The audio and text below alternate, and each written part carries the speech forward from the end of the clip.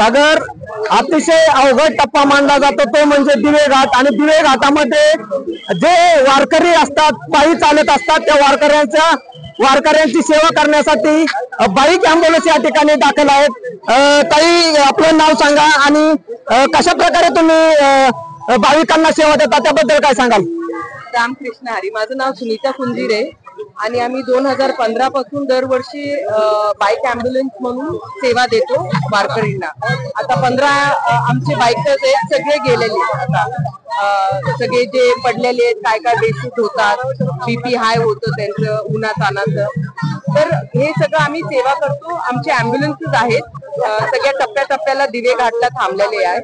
तर जेव्हाही आम्हाला कॉल येतो तो आम्ही जाऊन त्यांना वारकरींना घेऊन डॉक्टरशी भेट घालतो। जर इकडं काय त्यांचं होत नसेल तर आम्ही जाऊन सासवडच्या रुग्णालयात त्यांना ऍडमिट करतो।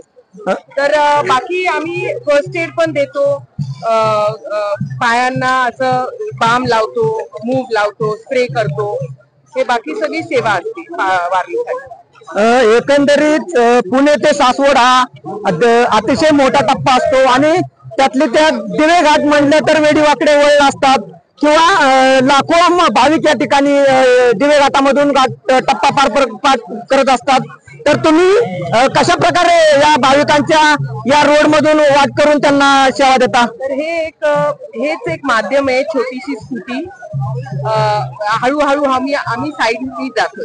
आता खूप वेळ लागतो आणि हे सगळ्यात वारीचं माझ्या हिशोबाने सगळ्यात अवघड टप्पा आहे। टोटल 32 किलोमीटरचं आहे पुणा टू सासवड आणि चढाव आहे। चढाव असल्यामुळं ना फार फेटॅलिटीज होतात इथे।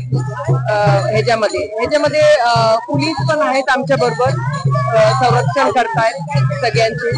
तर हे थोडं आम्हाला एवढंच आशा आहे की सगळे वारकरी आपले सुखरूप जावं आणि पोहोचावं। ताई, तुम्ही पंढरपूर पर्यंत, आळंदी ते पंढरपूर पर्यंत सेवा देता का फक्त सासवड पर्यंत?